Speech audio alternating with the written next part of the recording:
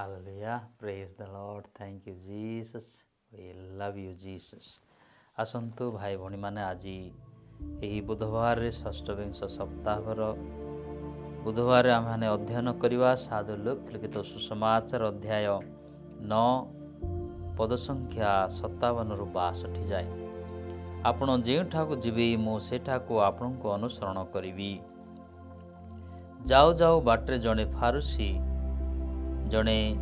ଜଣେ ଯୀଶୁଙ୍କୁ କହିଲେ, ଆପଣ ଯେଉଁଠାକୁ ଯିବେ ମୁଁ ସେଠାକୁ ଆପଣଙ୍କର ଅନୁସରଣ କରିବି।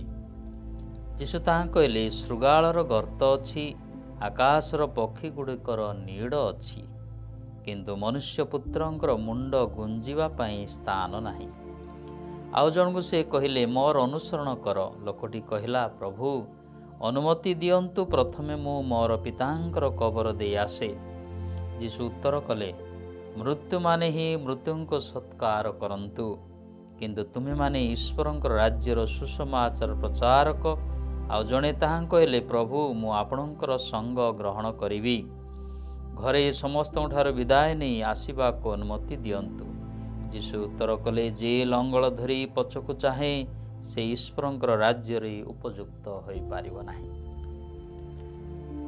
ଅତି ସୁନ୍ଦର ସୁସମାଚାର ପ୍ରିୟର ଭାଇ ଭଉଣୀମାନେ, ଆଜିର ଏହି ପ୍ରଥମ ପଠନରେ ଆମେ ଅନୁଧ୍ୟାନ କରିବା ଯେ ଏହି ପ୍ରଥମ ପଠନରେ ଆମେ ପଢ଼ିବାକୁ ପାଉଅଛୁ, ହେ ମହାରାଜ, ଆପଣଙ୍କର ଇଚ୍ଛା ହେଲେ ମୁଁ ମୋର ପିତୃପିତାମାନଙ୍କର ନଗରକୁ ଯାଇ ତାହା ପୁନର୍ବାର ନିର୍ମାଣ କରିବି। ତେଣୁ ନେହେମିଆ ଆମମାନଙ୍କୁ ଶିକ୍ଷା ଦିଅନ୍ତି ଯେ ଈଶ୍ୱରଙ୍କର ଇଚ୍ଛା କିପରି ଭାବରେ ତାଙ୍କର ରାଜ୍ୟ, ଧାର୍ମିକତା ଏବଂ ତାଙ୍କର ପବିତ୍ରତାର ସେହି ନଗରୀ ସୃଷ୍ଟି କରିବା ପାଇଁ। ତେଣୁ ପ୍ରିୟର ଭାଇ ଭଉଣୀମାନେ, ତାଙ୍କରି ନଗରକୁ କିଏ ନଷ୍ଟ କରିପାରିବେ ନାହିଁ, ବରଂ ତାହାକୁ ଈଶ୍ୱରଙ୍କର ଇଚ୍ଛା ମୁତାବକ ସୃଷ୍ଟି କରିବା ପାଇଁ ଆଜି ମଣ୍ଡଳୀ ଆମ ସମସ୍ତଙ୍କୁ ଆହ୍ୱାନ କରେ। ତେଣୁ ଆଜିର ସୁସମାଚାର ଆମେ ଶୁଣିବାକୁ ପାଇବା ଯେ ଆପଣ ଯେଉଁଠାକୁ ଯିବେ ମୁଁ ସେଠାକୁ ଆପଣଙ୍କର ଅନୁସରଣ କରିବି। ତେବେ ପ୍ରିୟର ଭାଇ ଭଉଣୀମାନେ, ଆମମାନଙ୍କର ଜୀବନର ଯେତେ ପ୍ରକାର ଅଭିପ୍ରାୟ, ଲାଳସା, ଯେତେ ପ୍ରକାର ଆଟାଚମେଣ୍ଟ ଅଛି ତାହାକୁ ଦୂର କରିବାକୁ ଅଛି।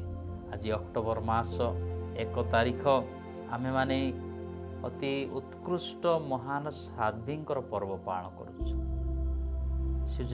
ଶିଶୁ ଯୀଶୁଙ୍କର ପ୍ରାଣ ସାଧ୍ୱୀ ତେରେସା। ଆଉ ସେ ମାତ୍ର 24 ବର୍ଷ ବଞ୍ଚିଲେ। ତାଙ୍କେ ଜନ୍ମ ହୋଇଥିଲେ 2 ଜାନୁଆରୀ 1963 ସାଲରେ ଏବଂ ତାଙ୍କର ମୃତ୍ୟୁ ହେଲା ସେପ୍ଟେମ୍ବର ମାସ 30, 1997 ସାଲରେ। ମାତ୍ର 24 ବର୍ଷରେ ଜଣେ ୟାଙ୍ଗ ଏବଂ ଅତି ସୁନ୍ଦରୀ ଯୁବତୀ ଆଜି ସାଧ୍ୱୀ ଭାବରେ ରୂପାନ୍ତରିତ ହୋଇଛନ୍ତି। ଏବଂ ତାଙ୍କର ଉତ୍କୃଷ୍ଟ ବାଣୀ ଥିଲା ଯେ ଲିଟିଲ୍ ଫ୍ଲାୱାର୍ସ ବୋଲି ତାଙ୍କୁ ସମ୍ବୋଧନ କୁହାଯାଏ।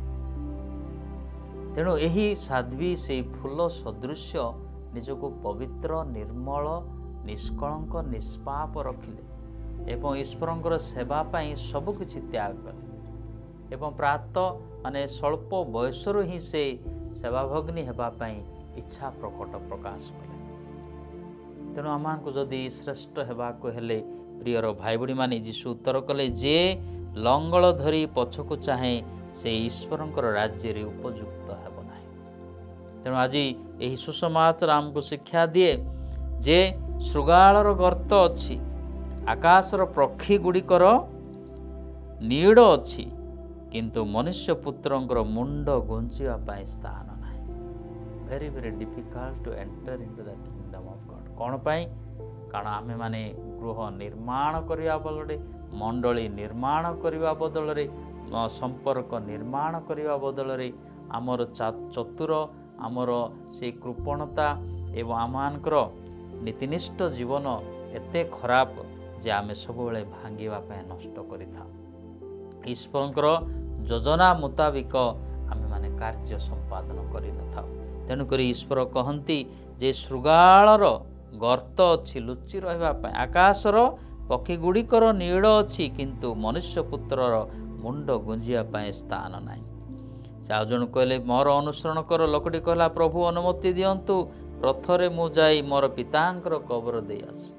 ଈଶ୍ୱର କେତେ ଷ୍ଟ୍ରଙ୍ଗ ବାକ୍ୟ କହୁଛନ୍ତି ଯେ ମୃତ୍ୟୁମାନେ ହିଁ ମୃତ୍ୟୁର ସତ୍କାର କରନ୍ତୁ, କିନ୍ତୁ ତୁମେମାନେ ଯାଇ ଈଶ୍ୱରଙ୍କର ରାଜ୍ୟରେ ସୁସମାଚାର ପ୍ରଚାର କର।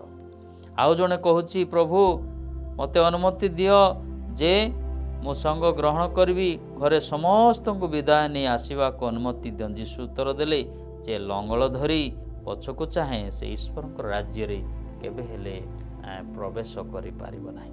ତେଣୁ ପ୍ରିୟର ବାପା ମା ଭାଇ ଭଉଣୀମାନେ, ଆଜି ମଣ୍ଡଳୀ ଆମମାନଙ୍କୁ ଆହ୍ୱାନ କରେ, ଶିଶୁ ଯୀଶୁଙ୍କର ପ୍ରାଣ ସାଧ୍ୱୀ ତେରେସାଙ୍କ ପରି ସବୁକିଛି ତ୍ୟାଗ କର। ସର୍ବପ୍ରଥମେ ତାଙ୍କର ଧାର୍ମିକତା, ତାଙ୍କର ରାଜ୍ୟ, ବାକି everything will be added unto you.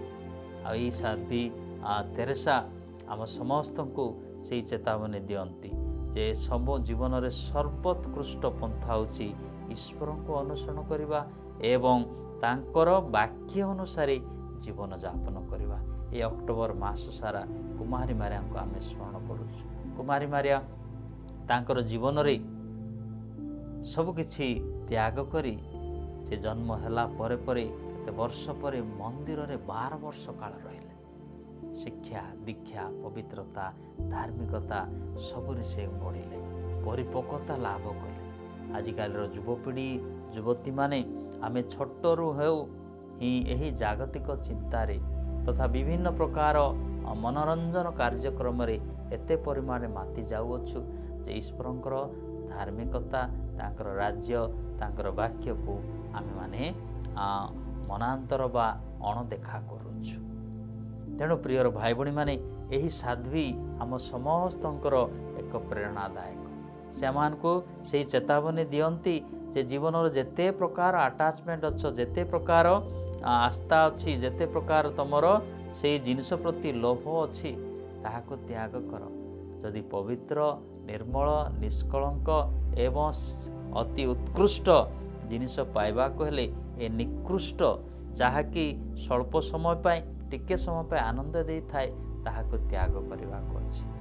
ତେଣୁ ଆଜି ଅଧିକାଂଶ ଏହି ସମାଜରେ ଆମେମାନେ ମନୋରଞ୍ଜନର କାର୍ଯ୍ୟରେ ଅତ୍ୟଧିକ ପରିମାଣରେ ଆଟାଚମେଣ୍ଟ, ମୋବାଇଲ ଦ୍ୱାରା ଅତ୍ୟଧିକ ପରିମାଣରେ ପ୍ରଭାବିତ, ଟିଭି ଦ୍ୱାରା ଅତ୍ୟଧିକ ପରିମାଣରେ ପ୍ରଭାବିତ, ଦୁନିଆର ରଙ୍ଗମଞ୍ଚ ବା ଆମୋଦ ପ୍ରମୋଦ ବିଳାସ ବ୍ୟସନରେ ଅତ୍ୟଧିକ ଆଟାଚମେଣ୍ଟ, ଖାଦ୍ୟ ପାନୀୟରେ ଅତ୍ୟଧିକ ଆଟାଚମେଣ୍ଟ। ତେଣୁ କିପରି ଭାବରେ ଯଦି ଆମେ ଏହି ସାଂସାରିକ ରୀତିନୀତି ଦ୍ୱାରା ଆମେ ପୁରା ଟଳି ଯାଇଅଛୁ, ଦବି ଯାଇଅଛୁ, ପୁରା ଭାସୁଅଛୁ, ପ୍ରିୟର ଭାଇ ଭଉଣୀମାନେ, କିଏ ଆମମାନଙ୍କୁ ଉଦ୍ଧାର କରିବ? ତେଣୁ ଆଜି ଯୀଶୁଙ୍କର ପ୍ରାଣ ସାଧ୍ୱୀ ତେରେସା ଆମମାନଙ୍କୁ ସେଇ ଚେତାବନୀ ଦିଅନ୍ତି, leave everything and attach with the lord. ତମେ ଯଦି ଆଟାଚ୍ ହେବା ଏହି ସଂସାରର ରୀତିନୀତି, ଲୋଭ, ମୋହ, ମାୟା, ତାହେଲେ ଆମେମାନେ କେବେ ହେଲେ ଈଶ୍ୱରଙ୍କୁ ତୃପ୍ତି ବା ସନ୍ତୁଷ୍ଟ କରିପାରିବା ନାହିଁ। ତେଣୁ ଆଜି ଈଶ୍ୱର ଅତି ଦୃଢ଼ ଭାବରେ ଆମମାନଙ୍କୁ ଶିକ୍ଷା ଦିଅନ୍ତି ଯେ ମୃତ୍ୟୁମାନେ ହିଁ ମୃତ୍ୟୁର ସତ୍କାର କରନ୍ତୁ, ନଟ୍ ୟୁ, ଲିଭ୍ ଏଭ୍ରିଥିଙ୍ଗ। ସ୍ୱର୍ଗରେ ସେ ଆମମାନଙ୍କୁ ସ୍ଥାନ ଦେବେ, ସେଠାରେ ହିଁ ଆମମାନଙ୍କୁ ବିଚାର କରିବେ। ତେଣୁ ଯଦି ସଂସାରରେ ଉତ୍ତମ ଜୀବନଯାପନ କରିଅଛୁ, ନିଶ୍ଚିନ୍ତ ଭାବରେ ସ୍ୱର୍ଗରେ ଆମ ସ୍ଥାନ ନିରୂପଣ ହେବ। ଈଶ୍ୱର ଆମ ସମସ୍ତଙ୍କର ପ୍ରୟାସକୁ ଆଶୀର୍ବାଦ କରନ୍ତୁ, ଯଦ୍ୱାରା ଦୁନିଆର ସମସ୍ତ ପ୍ରକାର ବିଡ଼ମ୍ବନାକୁ ତୁଚ୍ଛ କରି ସ୍ୱର୍ଗୀୟ ଚିନ୍ତା ବା ଅବିନଶ୍ୱର ଚିନ୍ତାରେ ନିଜକୁ ସମର୍ପଣ କରିବା, ଆଉ ନିଶ୍ଚିତ ଭାବରେ ସ୍ୱର୍ଗ ରାଜ୍ୟ ଆମ ସମସ୍ତଙ୍କ ପାଇଁ ଉନ୍ମୁକ୍ତ ହେବ। ଈଶ୍ୱର ଆମ ସମସ୍ତଙ୍କୁ ଆଶୀର୍ବାଦ କରନ୍ତୁ। ଜୟ ଯୀଶୁ।